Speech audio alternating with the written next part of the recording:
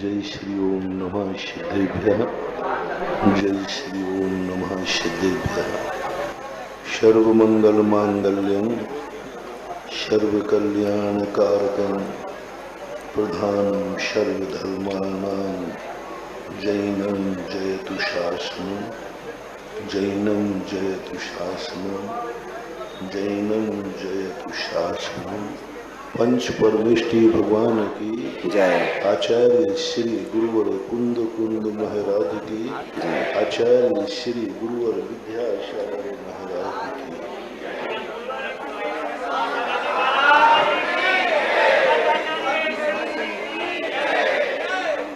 20-25 दिन से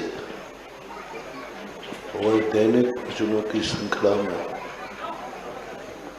निज शक्ति जागरण सूत्रों को अपन सब मिलकर के समझ रहे, क्योंकि हमारी आत्मा का जब वैभव शास्त्रों में पढ़ा, गुरुओं से सुना, तब से मन में बड़ी ग्लानि हो रही है कि मैं समस्त शक्तियों का शक्तिमान होकर के भी हर कदम कदम पर दूसरों का गुलाम हो गया हूँ। मैं अपनी इच्छा से कुछ भी नहीं कर पा रहा हूँ। मैं अपनी स्वयं की शक्ति को भी नहीं पहचान पा रहा हूँ। यहाँ तक हमें दूसरों ने अंधा बना दिया है। हमारा ज्ञान उस बालक के समान हो गया जिस बालक का अटूट वैभव था, लेकिन उसको खबर ही नहीं है कि मेरा वैभव है। जिस हवेली के सामने वो भीख मांग रहा है, वह हवेली उसी खुद की है। ऐसा शास्त्रों में बहुत कथानक।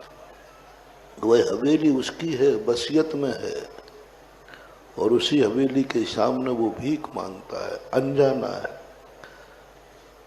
उसके कर्मों ने उसको इतना अनजाना बना दिया। ऐसा ही अपने ऊपर हो रहा है। हम खुद अनंत शक्ति के पिंड स्वरूप हैं, लेकिन इस ज्ञानावरणी कर्म ने इतना कुंठित कर दिया कि मेरा ज्ञान को भी पता नहीं है कि मेरे पास इतना वैभव है। मेरा खुद का दर्शन और ज्ञान नहीं जान पा रहा है अपने वैभव को, अपने स्वरूप को, क्योंकि हमारा ज्ञान को कब्जा कर लिया है ज्ञानावरणी ने, दर्शनावरणी ने, अंतराय ने। और जो कुछ बचा है तो अन्य जो कर्म हैं, उन सब ने हमारे आत्मा के वैभव को कुंठित कर दिया और हमें इस कर्मों ने दास बना लिया। और छोटा मोटा दास नहीं, इतना बड़ा दास बनाया कि इसकी मर्जी हो तो हम हंस सकते हैं, इसकी मर्जी हो तो ये रुला देता है। हंसेंगे तो इसकी मर्जी से और रोएंगे तो इसकी मर्जी से। कुछ भी नहीं, हमारे हाथ में कुछ रहा ही नहीं। कर्मों की कठपुतली बन करके रह गई है यह आत्मा। और थोड़ी बहुत बनी तो 9 कर्मों की कठपुतली बन गई।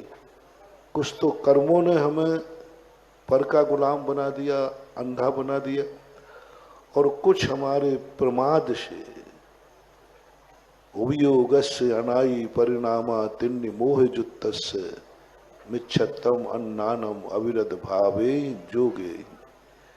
हमारे खुद के प्रमाद से, हमारे खुद की कसायों से, हमारे खुद के राग द्वेषों से, हमारी खुद की वासनाओं से, हमारे खुद के प्रमाद भाव से, हमारे खुद की मन वचन काय की चंचलता से हम 9 कर्मों के गुलाम हो गए।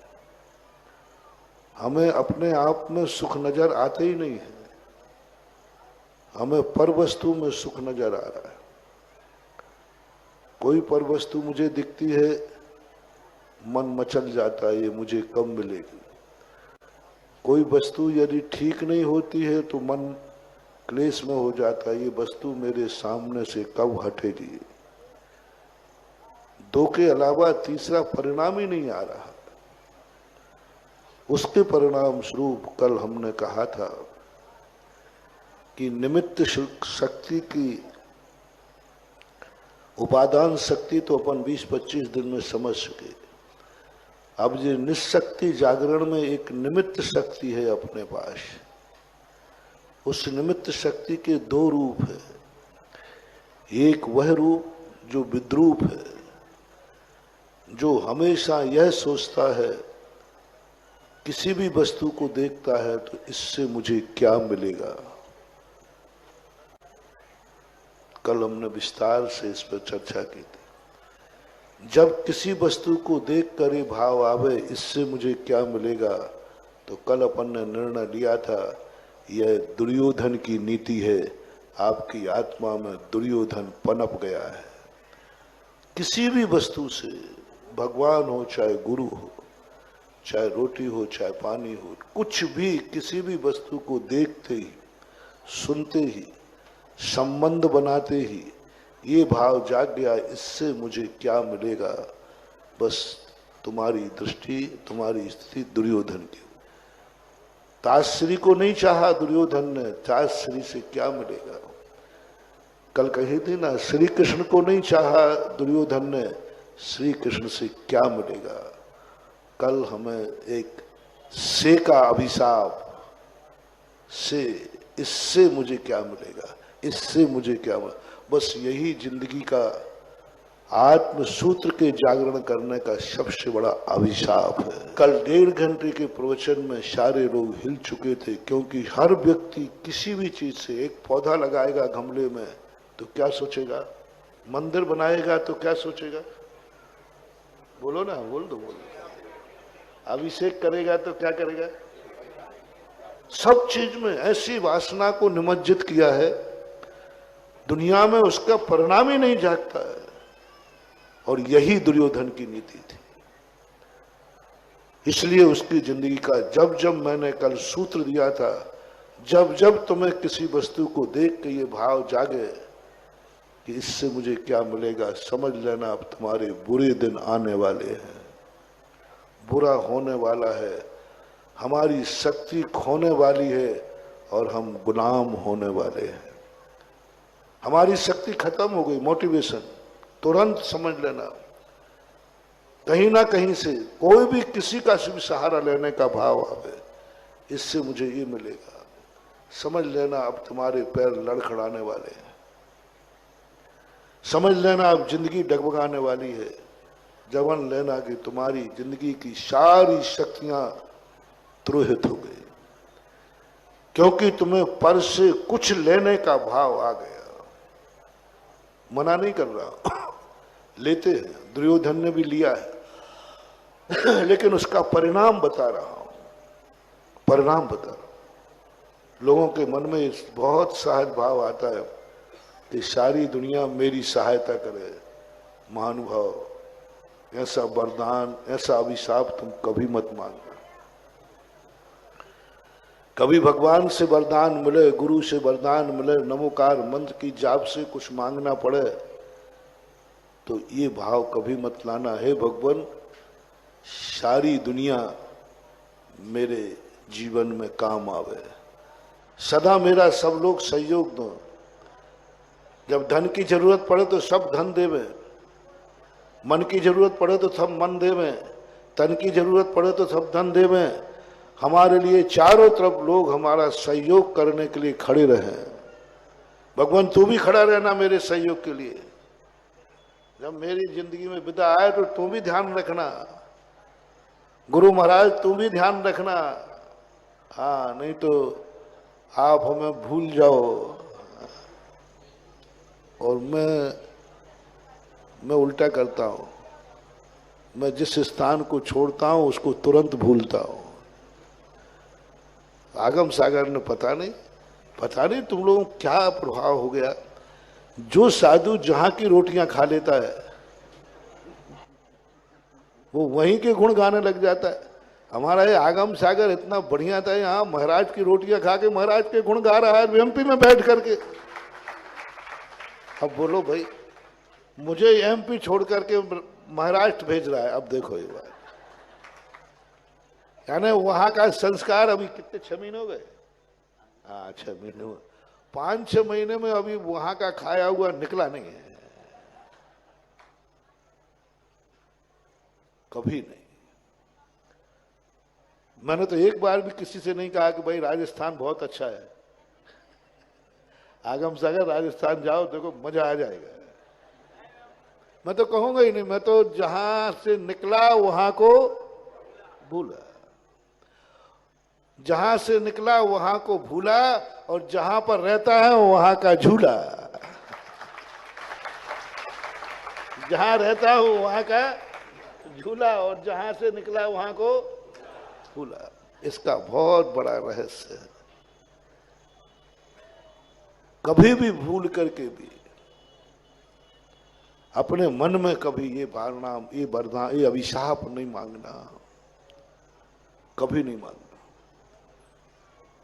2 वरदान मांगना, भगवान के पास, गुरु के पास, माँ बाप के पास, XYZ किसी के पास, पेड़ पौधे के पास, सब हवाओं के पास, कि मुझे एक वरदान दो, जिंदगी में मुझे किसी का सहारा ना लेना पड़े, बस एक वरदान।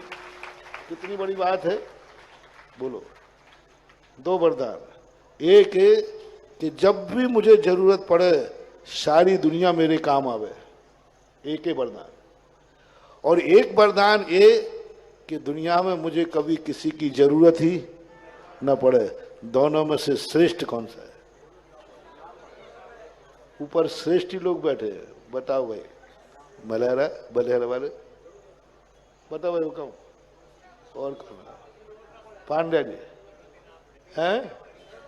नहीं, एक ले लो महाराज जी, जब भी हमें कोई काम जरूरत पड़े आप मेरे काम आना, आप मेरा नहीं मांगो तो ये वरदान मांगो, गुरुदेव ये आशीर्वाद दो कि मुझे जन्म जन्म तक किसी का सहारा लेने की, ये है निशक्ति जागरण। हवाओं से कहो कि हे हवाएं, तुम जिंदगी में ऐसा हमारे लिए वरदान दो कि मुझे श्वास भी लेने की जरूरत न पड़े। हवाओं से रोटी खाते समय कहो, हे रोटी तू वरदान दे ऐसा मुझे कि मुझे कभी रोटी खाने की। हे पानी तू ये मत कहो, हे भगवान जब भी प्यास लगे पानी मिलता रहे, जब भी भूख लगे तब रोटियां मिलती रहे। जैन दर्शन इसको नहीं मांगता।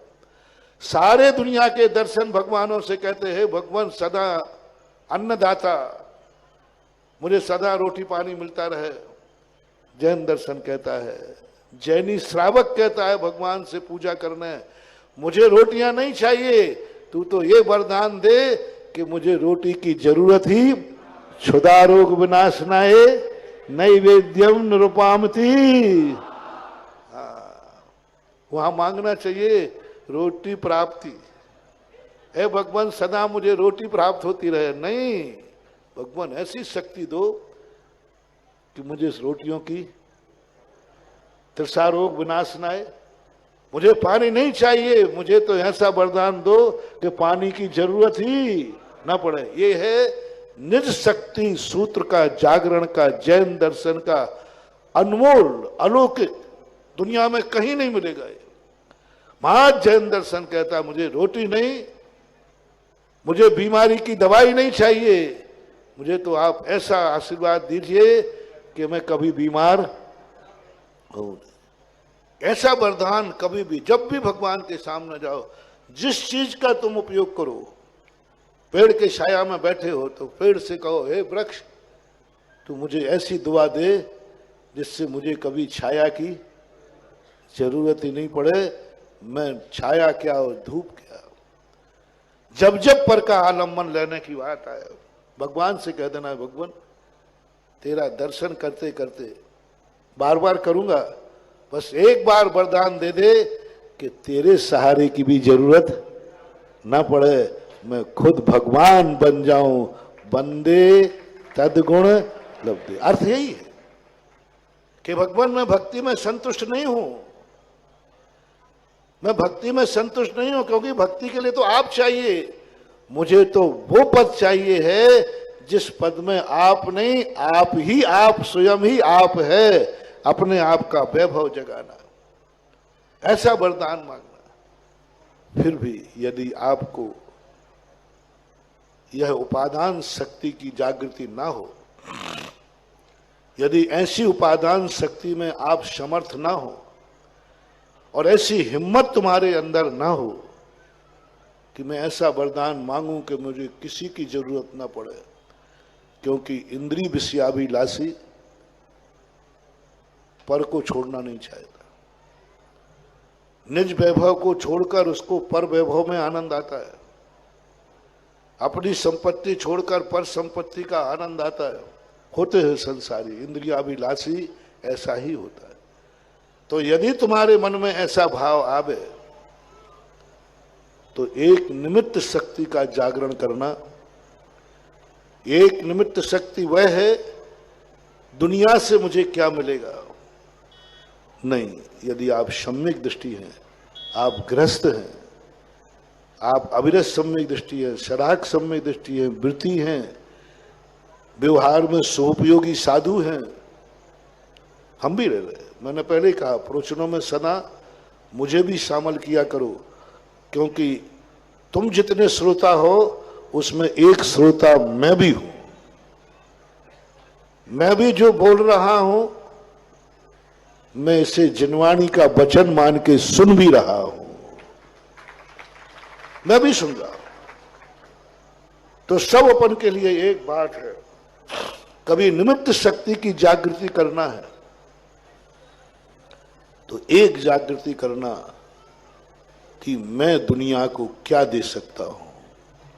पहली बात तो लेन देन खत्म ही करना, ना लेना है ना देना है, कोई मतलब नहीं, अपने में मगन। ना लेना है ना देना है, अपने में मगन रहना है। ये स्थितियां तुम्हारी बनती हैं तो बनाओ, जाओ पधारो मोक्ष में।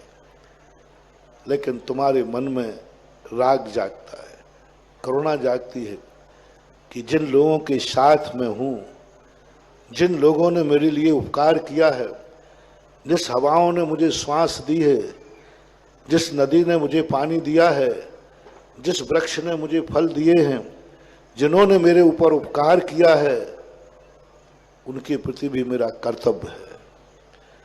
जिस संसार में मैं आज तक रहा हूं उस संसार के प्रति भी मेरा कोई कर्तव्य है। तो एक बात जागना, मोक्ष जाने के पहले, मोक्ष मार्ग में आने के पहले मैं दुनिया को क्या दे सकता हूं, मैं दुनिया को क्या दे सकता हूं, मेरे पास क्या है। हर चीज के लिए लेना नहीं।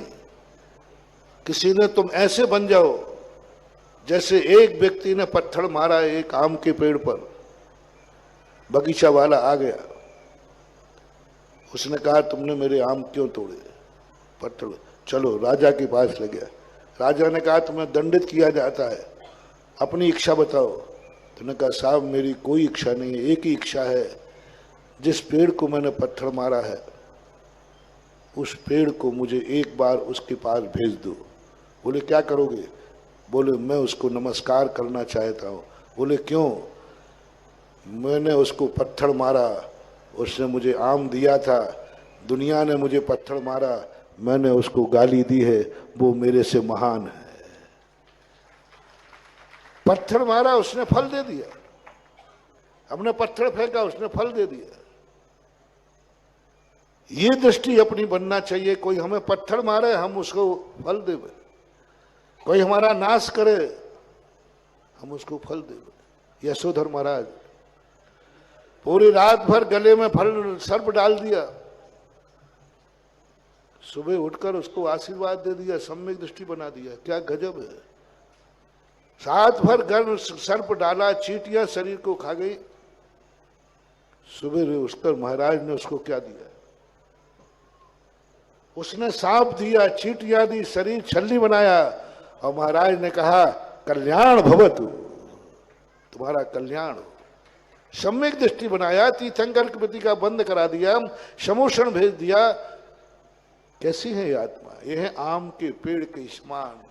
हम पत्थर मारते हैं वो फल देता है। महान आत्माओं को सांप डाला उसने, क्या कर? सम्यक दृष्टि उपादान। जैन दर्शन के अनुसार रावण ने सीता के लिए इतना दुख दिया, सीता स्वर्गों से आकर रावण से क्षमा मांगने पहुंच गई। सैकड़ों उदाहरण बड़े पड़े। आम के पेड़ के समान शक्ति हमारी जागे। चाहे कोई मुझे गाली भी दे रहा हो, उसने क्या दिया इसके सवाल नहीं है, तुमने बदले में क्या दिया, तुमने बदले में क्या दिया। कोई ने तुम्हें पत्थर मारा, महाराज जी इसने मुझे पत्थर मारा, मैं पूछूंगा तुम कौन हो, धर्मात्मा की अधर्मात्मा,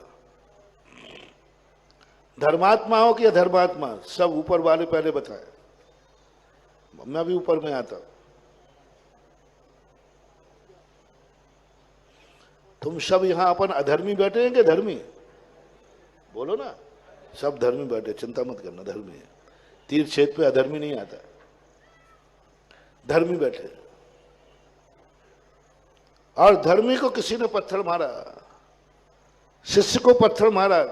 गुरु ने पूछा, गुरु ने, शिष्य ने कहा गुरुदेव ये पत्थर मार रहा है मुझे, इसने पत्थर मारा मुझे, ये गालियां दे रहा है मुझे। गुरु जी कहेंगे बेटा ठीक है, उसने पत्थर मारा, उसमें तुमने उसके बदले में क्या दिया, ये बताओ। उसने गाली दी, तुमने बदले में क्या दिया। वो कौन है? बोले महाराज बहुत दुष्टी है, बहुत खूंखार है, बहुत पापी है, क्योंकि उसने पत्थर मारा है, उसने गाली दी है, तुमने उसको बदले में क्या दिया। बोले मैंने भी गाली दी, तो तू भी पापी है, तू भी दुष्टी है, तू भी आतंकवादी है, तू भी दुराचारी है, क्योंकि पत्थर मारा था। तुमने कहा कोई तुम्हें पत्थर मारे तो हम पूछे कौन है, और महाराज बहुत दुष्ट आदमी है, बोलो यही बोलेंगे ना। और अपन ने लौट के मारा तो फिर पूछा गुरु ने, उसने पत्थर मारा तो वो दुष्ट है, तूने भी लौट के पत्थर मारा तो तू कौन है? जल्दी बोल दो, अपने मुंह से बोलने में अच्छा लगेगा। मैं भी दुष्ट हूं। उसने गाली दी, मैंने गाली दे दी। उसने क्रोध किया, मैंने क्रोध कर लिया। उसने मेरा नाश सोचा, मैंने उसका नाश कर दिया। टिट फॉर टैट, जैसा किया वैसा हो गया। तो उसमें और तुम में कोई अंतर नहीं। इसलिए गुरु पूछते हैं तुम कौन हो। उसने मुझे गाली दी, उसने मुझे पत्थर मारा, महाराज बताओ। तो गुरु जी एक ही बात पूछेंगे, तुम कौन हो, धर्मी या अधर्मी? धर्मी, तो धर्मी आम के पेड़ के समान होता है। उसने तुम्हें पत्थर मारा तो मुझे फूलों की बरसात कर दे। कर भावना है भगवान, इसको सद्बुद्धि दे, इसका सद्ज्ञान हो, इसका कल्याण हो, इसको सद्दृष्टि मिले और सद्ज्ञान प्राप्त करे। जो तो को काटा बोए ताए बोए तू फूल, यह है एक निमित्त शक्ति। ये शक्ति जब जाग जाए, जो कांटा बोता है मैं इसको फूल बोऊंगा, जब जाग जाए समझ लेना तुम शुभोपयोगी व्यवहारी सम्यक दृष्टि हो, और तुम्हारे अंदर संसार में रह करके भी तुम बहुत जल्दी परंपरा से मोक्ष प्राप्त करो। भाव आना चाहिए, पता चलते ही इसने मुझे कांटा बोया है, तुरंत तुम्हारे मन में क्या भाव आएगा। अपन सब धर्मात्मा लोग बैठे, पता चल जाए कि इसने मेरे रास्ते में कांटा बोया है, तो सामान्यता पूछो क्या भाव आएगा। अच्छा उसने, मैं भी देख लूंगा, यही आएगा। और तुरंत सडनली एकदम उसने कांटा बोया है, मैं उसकी जिंदगी में फूल की बगिया बो दूंगा। ये परिणाम जैसे आ जाए समझ लेना तुम आसन्न भव हो। अब संसार में ज्यादा बढ़ना, एकदम कहने पर नहीं, समझाने पर नहीं, एकदम जाग जाए। एक राजा की कहानी आती, एक राजा को कहा गया कि तुम्हारा फलानी बामी में सांप रहता है, वो सांप फलानी तारीख में रात में निकलेगा, वो पूर्व भाव का बैरी है, तुम्हें काटेगा। पूर्व भाव का बैर है। मंत्रियों ने कहा मैं अभी जाता हूं, बामी में आग लगाता हूं, बामी में आग लगाता हूं, गरम तेल डाल दो, मार डालूंगा। राजा कहता रुको, यदि वो मेरा पूर्व भाव का बैरी है और बदला चुकाने के पहले तुम मार दोगे तू अगले भाव में चुकाएगा। कर्जा है, कर्जा तो कभी ना कभी चुकाना पड़ेगा, इसलिए ये समस्या का समाधान नहीं है हम उसके टुकड़े कर देंगे, तलवार लेके खड़े रहेंगे। बोले ये भी समस्या का समाधान नहीं है। राजा जैनी था, उपादान दृष्टि थी, उसने कहा, गुरु महाराज ने कहा है कि आम के पेड़ के पत्थर मारते हैं वो आम का फल देता है, तुझे कोई पत्थर मारे तो तू क्या करेगा? पूर्व भाव का बैरी है, वो तुम्हें मारने आया है, तू उसका क्या करेगा? स्वागत कर। एकदम जाग गया, मैं उस बैरी का स्वागत करूंगा। आज तक इस दरबार में भक्तों का स्वागत हुआ, समर्पण का स्वागत हुआ, अच्छे लोगों का स्वागत हुआ। जिंदगी में आज मेरा मन जागा है, मैं अपने बैरी का स्वागत करूंगा। अपनों का स्वागत करने का भाव कितने बार जागता है? बार बार। ये अपना ब्याई जी है, ये अपना समधी है, ये अपना बड़ा स्वागत करने तुम्हें कोई अपना व्यक्ति और मिल जाए, उस दिन तुम्हारा चेहरा खिल जाता है। जिंदगी में एक बार कभी अपने दुश्मन का स्वागत करने का मन आ जाए, एक बार कभी मन कर रहा है आज इस दुश्मन को फूलों से लाद दो, मन कर रहा है आज इस दुश्मन की प्रशंसा में अपना पूरा ताकत लगा दूं, मन करता है कि आज की शांति धारा दुश्मन के कल्याण के लिए कर डालूं, मन करता है कि आज मेरा दुश्मन के प्रति भगवान से भी आज मेरा नरियल भगवान दुश्मन के हित के लिए चढ़ेगा। आज की शांति धारा मेरा मन कर रहा है कि हे प्रभु मेरा नहीं मेरे दुश्मन का कल्याण करो, मेरे दुश्मन का हित हो, ऐसा मन कर रहा है। कभी हो जाए तो, अपनों के लिए नहीं, अपनों के लिए तो खूब होता है, वो मैं कहने की जरूरत, स्वयं के लिए और अपनों के लिए तो बहुत होता है। कभी एक आध बार कभी दुश्मन के लिए कभी शांति धारा करने का भाव हो जाए। बहुत महंगी बोली है महाराज जी, किसके नाम करा रहे हो? है सस्ती हो फोकट में हो तो फिर भी कर लो, लाखों रुपए की बोली लूं और वो भी किसके लिए? बस परीक्षा है, एग्जाम है। लाखों रुपए अपनी कमाई का, अपनी पसीना कमाई उस दुष्ट के जो हमारा जिंदगी भर हित कर रहा है, मेरे प्रति बुरा विचारता है, सब कुछ नाश करता है, और आप कह रहे हो कि आज शांति धारा उसके नाम करना हो पाएगी कि नहीं? जल्दी मना कर दो, बोलो ना। अब महाराज जी आप ज्यादा गड़बड़ मत करो, हम इतना नहीं कर रहे। बोल रहे चंडी कर पाएगा? महाराज जी उसको निपटाने की बात कहो, मैं निपटा दूं उसको। उसने तो थोड़ा सा मारा है, मैं उसका खोपड़ा है। ईंट का जवाब पत्थर से देने का भाव आता है। क्या भाव आता है तुम्हारा? बोतों को कांटा बोए ताए बोए तू भाला, वो भी साला याद करेगा पड़ा किसी से पाला।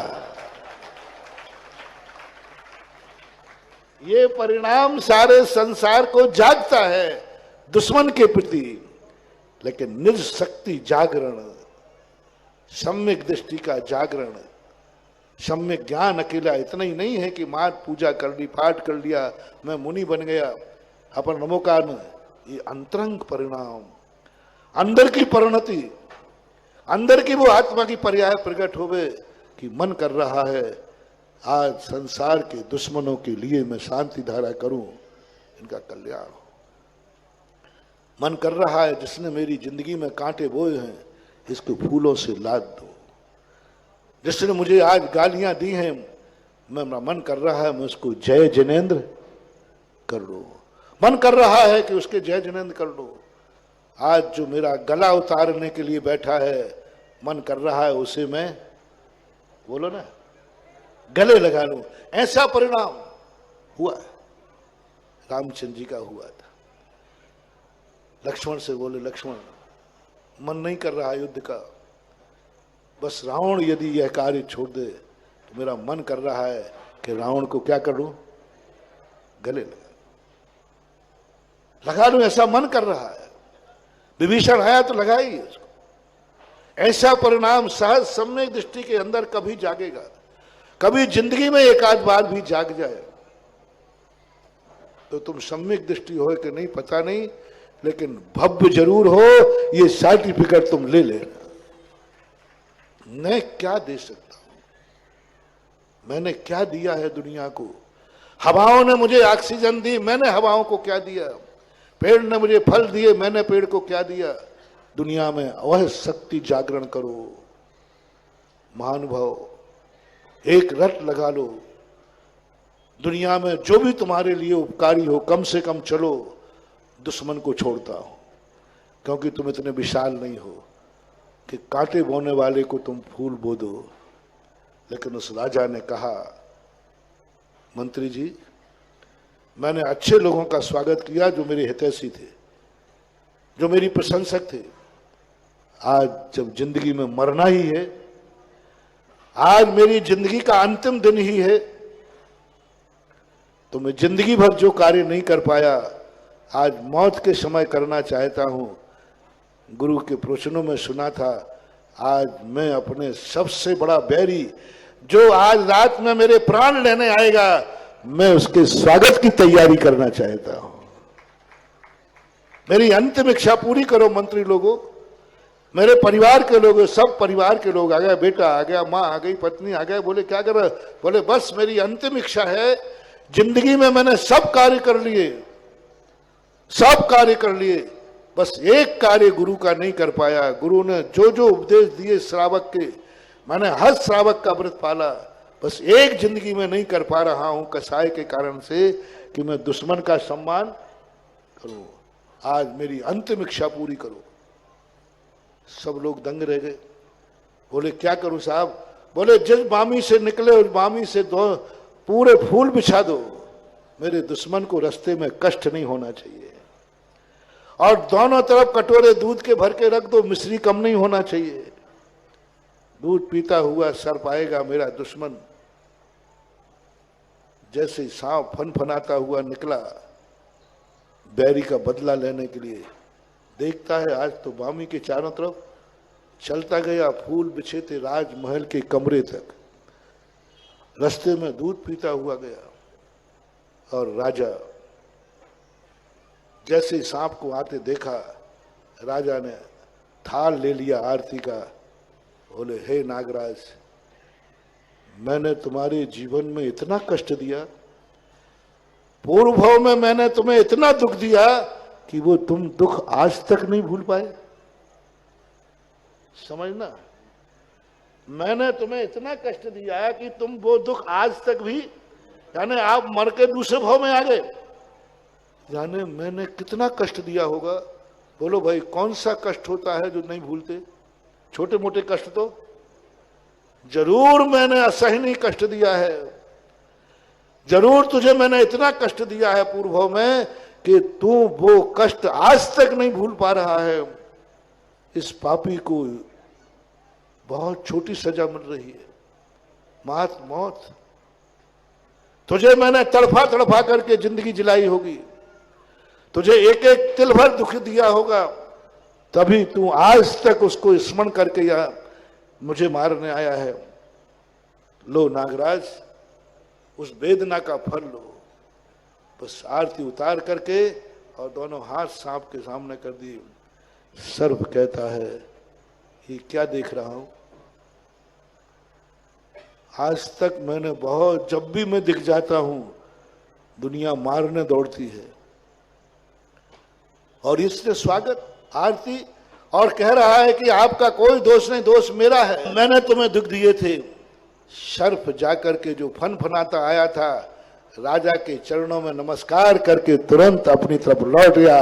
निशक्ति जागरण का सूत्र, अलौकिक शक्ति। नमोकार मंत्र से ये सिद्धि नहीं होती।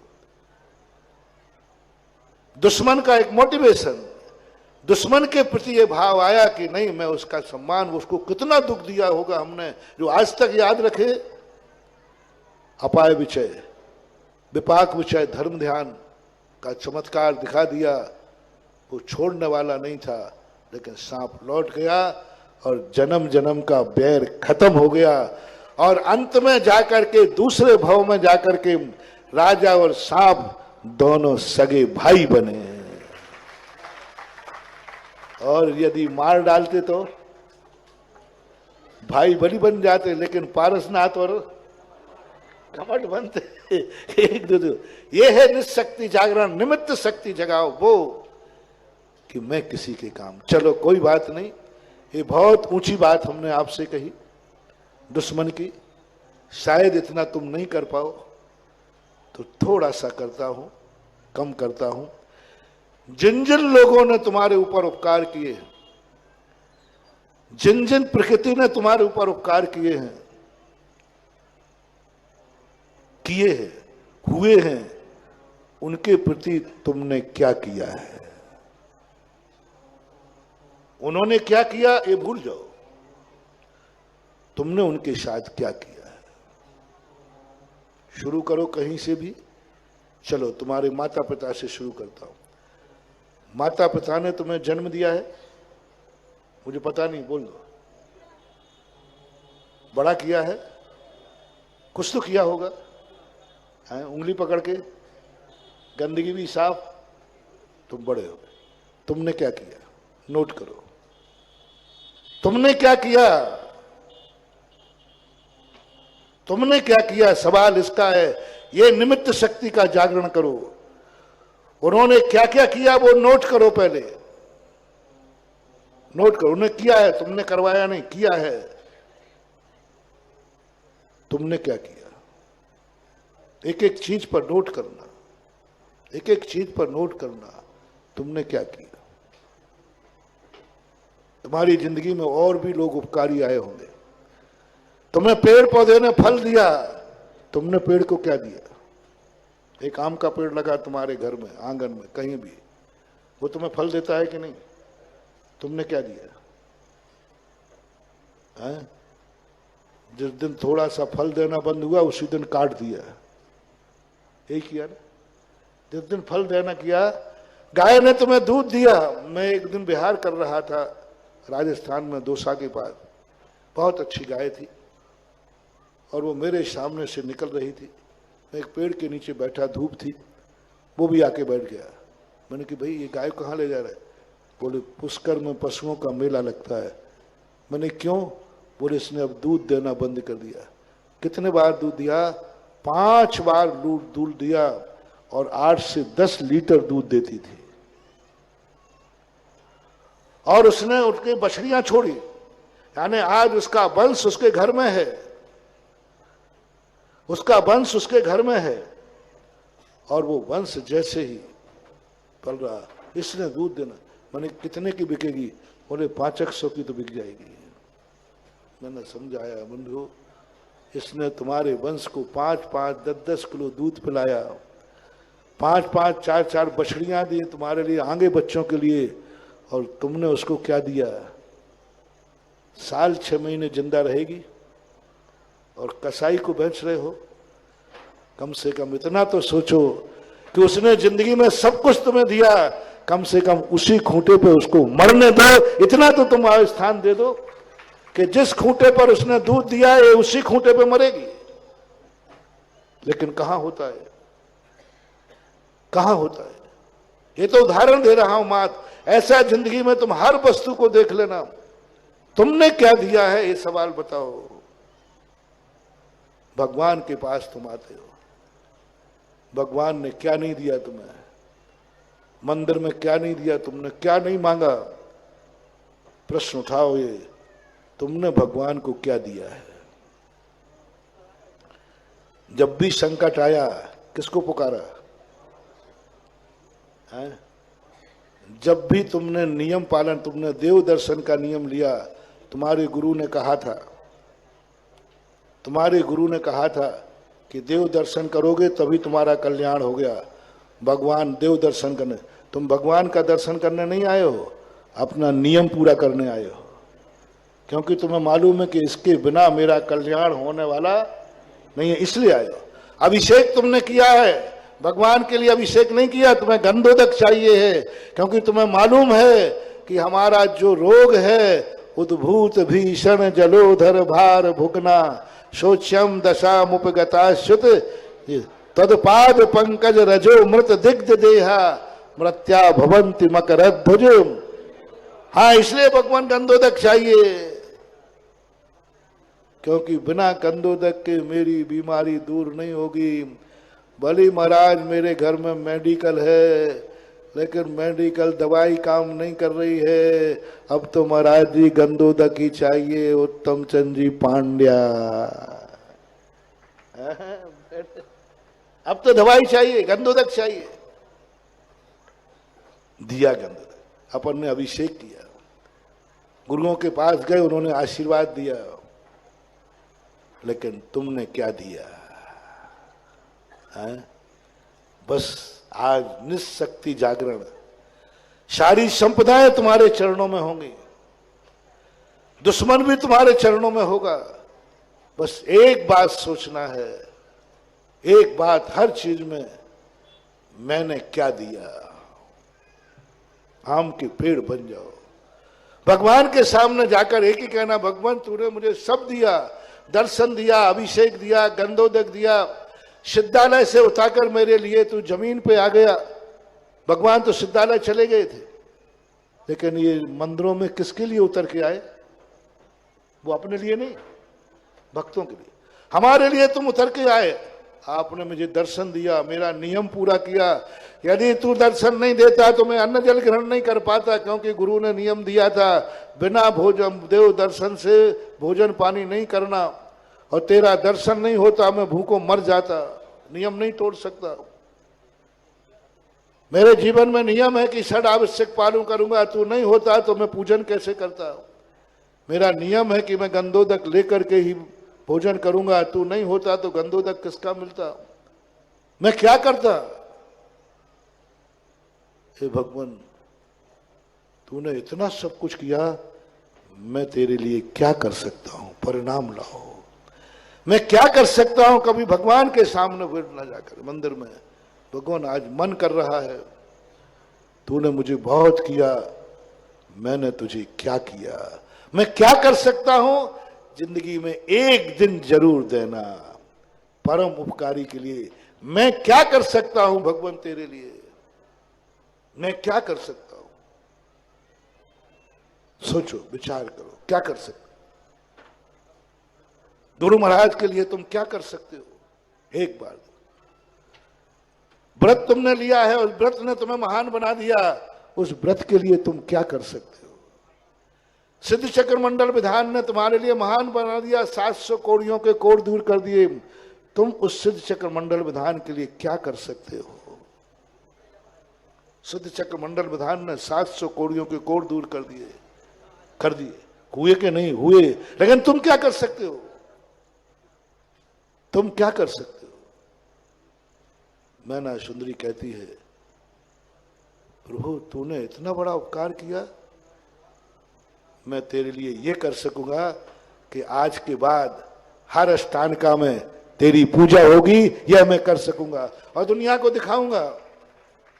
कुछ ऐसा चमत्कार, ऐसा अतिशय, जितनी व्रत कथाएं हैं उन सारी व्रत कथाओं में एक ही दिया, वो व्रत कथा आज सारे जगत में प्रसिद्ध हो गई। अंजन चोर ने नमोकार मंत्र को प्रसिद्ध कर दिया, शास्त्रों में लिखा है। कोई व्रत तुम पालन करो, वो व्रत तुम्हारे नाम से प्रसिद्ध हो जाए। अहिंसा व्रत चंडाल ने प्रसिद्ध कर दिया, दुनिया को दिखा दिया कि अहिंसा वो चीज है जिसके लिए मैं अपने प्राण भी दे सकता हूं। उसने प्राण दे करके अहिंसा को अमर कर दिया। यह है देना। अहिंसा ने तुम्हें बना दिया अहिंसक। तुमने अहिंसा व्रत को क्या दिया। अहिंसा व्रत कहता है, तेरी बदौलत आज मैं अनमोल हो गया। दुनिया जानती है, मुनराज प्रवचन देते हैं कि देखो ये एक दिन की अहिंसा पालन करने के लिए प्राण भी दे सकता हूं, इतना मूल्यवान है अहिंसा। तो अहिंसा को अनमोल, जो परसों मैंने कहा था, जो भी तुम्हारी जिंदगी में आ रहा है उसको अनमोल कर दो, अनमोल कर दो, इतना अनमोल कर दो कि लोग दंग रह जाएं। जैसे आज शांति धारा की बोली लग रही थी, बोली लगते लगते 21 लाख तक पहुंची। जैसे ये पहुंची इतने जोर से तालियां बजी, शांतिनाथ भगवान की जय बोली। अरे मैंने क्यों, क्या बात हो गया? पर अरे मैंने कहा अरे बोली बढ़ गई। ओहो, उस बोली बढ़ाने वाले ने शांति धारा को इतना अनमोल कर दिया, इतना अनमोल कर दिया कि सारी जनता का हृदय खुल गया और शांतिनाथ भगवान की जय बुलवा दी। बोली तुमने बोली, पैसा तुमने दिया, जयकार किसकी बोली? बोलो किसकी बोली है? किसकी बोली? मुझे, मैंने सुनी थी। जयकार बोली जिसने बोली लगाई उसकी। किसकी बोल दूं? हुक्म की कि राजेंद्र की? किसकी बोलूं? विनय की के योगेंद्र की? किसकी बोलूं? तुमने किसकी बोली थी? बोलो ना सब लोग। बोली भक्त ले रहा है और जयकार भगवान की बोल रही है। यह है भगवान को देना, भगवान की जयकार बुलवा दी। सब शांत बैठे रहते, सो रहे थे, सब शांत बैठे थे, लेकिन ऐसी बोली बोल दी कि लोग तालियां बजा गए, जयकार बोलो शांतिनाथ भगवान की। मैंने कहा इसने कर लिया शांतिनाथ को बस में। ओह, अनमोल कर दिया, सारे जगत को दिखा दिया कि जिस भूमि पर मैं आया हूं और शांतिनाथ भगवान है, उनकी शांति धारा का मूल्य क्या है, उसका मूल्य क्या है? अनमोल, अनमोल कर दो जिसको तुम चाहते हो, जिसका तुम्हारे ऊपर उपकार है, जिसके प्रति तुम आकर्षित हो, उसको जिंदगी में अनमोल करना है। यदि तुम्हें प्यारा है व्रत, तो व्रत को क्या कर देना? अनमोल कर। ये व्रत कितने में तोड़ दोगे? क्या कहना? 3 लोक की संपदा भी मिल जाए तो मैं व्रत अनमोल कर दो। पूजा करते हो, अनमोल कर दो। धनंजय कवि ने कर दिया अनमोल। बोले क्या चाहते हो? बच्चा सामने मौत पड़ी है, बोले पूजा से बड़ा बच्चा नहीं होता है। पूजा को अनमोल कर दिया। बेटा सांप का काटा सामने पड़ा हुआ है, ब्रह्मांड हिल गया कि बेटे से भी बड़ी पूजा होती है क्या? बेटे से भी बड़ी पूजा होती है क्या? इतनी बड़ी पूजा। बेटा सामने पड़ा, सांप काट, सब कह रहे कि भाई चलो। बोले पूजा अनमोल कर दी, ब्रह्मांड हिल गया, देवताओं के सिंहासन हिल गए, और बेटे को देवताओं ने आकर के उसका जहर उतार दिया। उसने पूजा को अनमोल कर दिया। ये कहानियां जब पढ़ता हूं तो मैं सब देखता हूं, मैं तो मूल भाव पर देखता हूं। जिसने जो व्रत अनमोल किया, बस वही व्रत उसको सिद्ध हो गया। तुमने क्या दिया है, ये निमित्त शक्ति जागृत करो। मैं किसके किस काम आ सकता हूं? मेरे मन में जो सोचा, मैं जो सोच रहा हूं, ये किसके काम आएगा? मैं देख रहा हूं, क्या इन आंखों से किसी को कुछ दे सकता हूं? मैं कानों से सुन रहा हूं, क्या कानों से सुनी बात का मैं कुछ दे सकता हूं? क्या मैं अपने हाथों से किसी को कुछ कर सकता हूं? मेरी उन निमित्त शक्तियों को जागृत करो। जिस दिन संपूर्ण निमित्त शक्तियां जाग जाएंगी, जिस दिन तुम्हारे मन में भाव आएगा मुझे किसी से कुछ नहीं चाहिए, मैं सारे जगत को सब कुछ देना चाहता हूं, ऐसा परिणाम आएगा, उसी दिन तीर्थंकर प्रकृति का बंद हो जाएगा। ये 24 तीर्थंकर इसी निमित्त शक्ति से तीर्थंकर बनते हैं। यही निमित्त शक्ति उनको जागती है। वो भगवान के सामने कुछ नहीं जाते, भगवान को सोचते मैं क्या दे सकता हूं।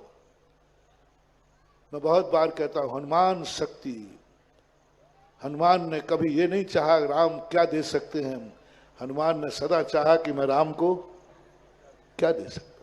ये शक्तियां जागो, घर में जागो। बेटा हो, आज से ये मत सोचना माँ बाप से मुझे क्या मिला है, आज से सोचना मैंने माँ बाप को, भाई बंधु है तो ये मत सोचना कि भाई से क्या मिला है, ये सोचना मैंने इस भाई को, आगे पूरा आप करते जाओ तो अच्छा लगेगा। अभी तक तुम क्या सोचते, मुझे इस भाई से क्या मिला है, थोड़ा परिवर्तन करो। क्या सोचना है, मैंने इस भाई को क्या दिया।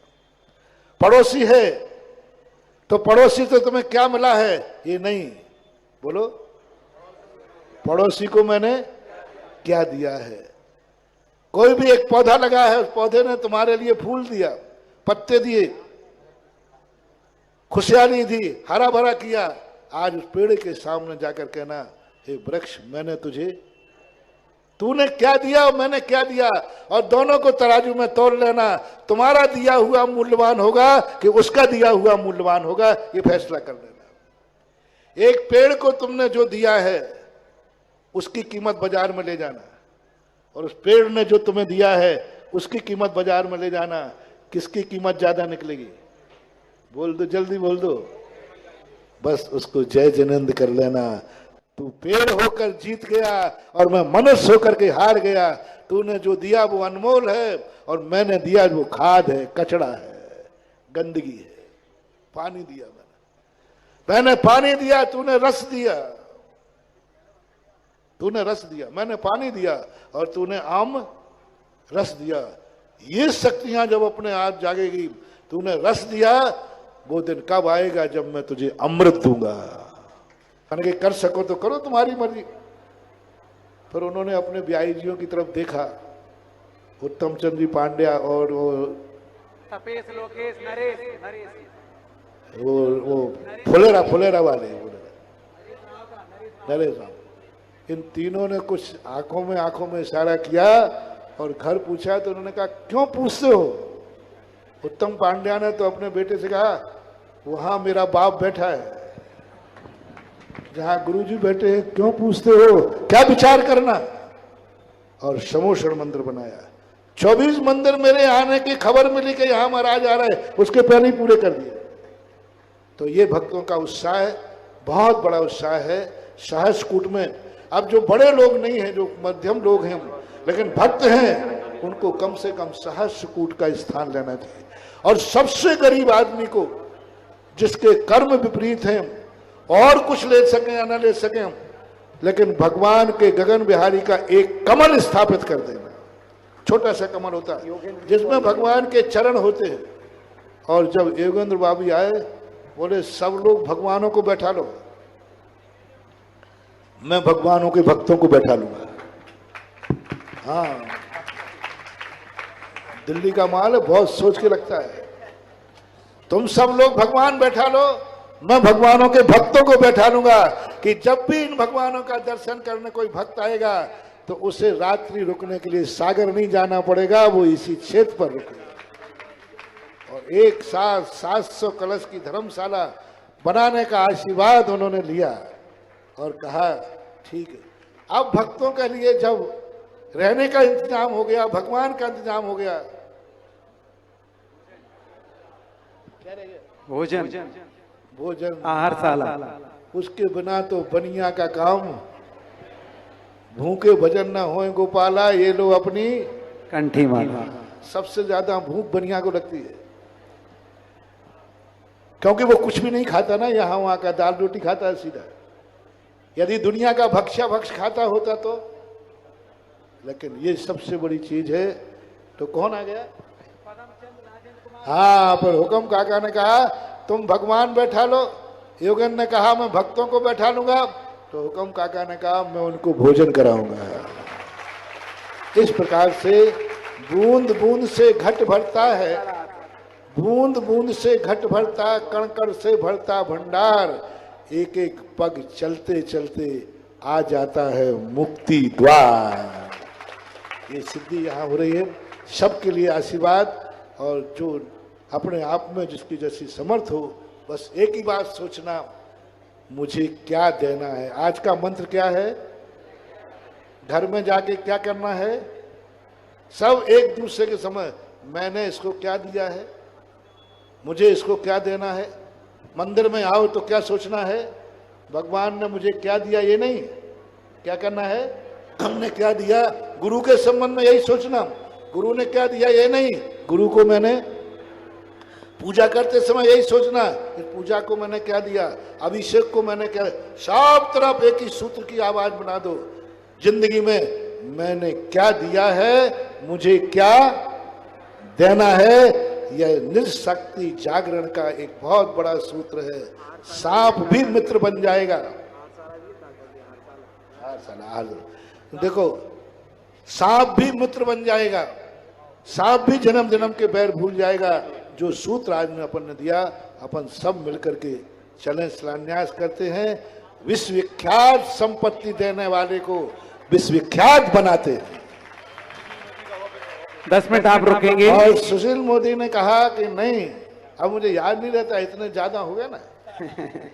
उसने कहा कि सब कुछ सही है, लेकिन व्यक्ति आगे जाकर के रुकेगा कहाँ। आज तक 500 कलश का ऑफिस नहीं बना होगा, 500 कलश का ऑफिस बना रहा है सुशील मोदी नगर। ये तो इनके बड़े भाव देखो, कितने भाव उदार हैं। ये है श्रद्धा से, अभी तक सब कुछ लिए ही लिया था, अब देने का मन। हाँ, और उसने क्या किया। अब आओगे कहां से, तुम आओगे कहां से। उसका द्वार बनाने के लिए गांधी धाम से रमेश कुंतीलाल ने बहुत बड़ा आशीर्वाद लिया। कल ही शिलान्यास करके वो चले गए, कल ही थे परसों। यानी कुल मिलाकर के सब ने एक ऐसी परिणति। और एक और प्रशांत जी थे बॉम्बे वाले, वो यहाँ आए नहीं, HDFC, लेकिन उन्होंने सुन करके ऐसा परिणाम किया कि नहीं, साधु संत भी यहाँ आएंगे। जब इतना बड़ा तीर्थ बनेगा तो साधु संत का आवास दान प्रशांत जी दिल्ली वालों ने वहीं से बोला, बॉम्बे वाले। लेकिन ये सब अंदर की बातें हैं। अब मुझे विश्वास लग रहा है, अब मुझे विश्वास लग रहा है, अब मुझे विश्वास लग रहा है कि लोग, हमारे भक्त लेना ही नहीं जानते हैं, देना भी बोलो ना। फसल काटना नहीं जानते, फसल बोना भी जानते हैं। बस अब मुझे आप लोगों की चिंता करने की जरूरत नहीं, क्योंकि तुम बोना जान गए तो काटना सब जान जाएंगे। महाराज जी, हाईवे का सिंह द्वार भी आ गया। एक मंदिर और मुनि सुब्रतनाथ का बनाया उन्होंने, जिनके लिए आप लोग खुद प्रदीप भैया बता देंगे, कोई पक्षपात नहीं, लेकिन फिर भी आशीर्वाद है। उन्होंने, जिन्होंने इस काया को जन्म दिया।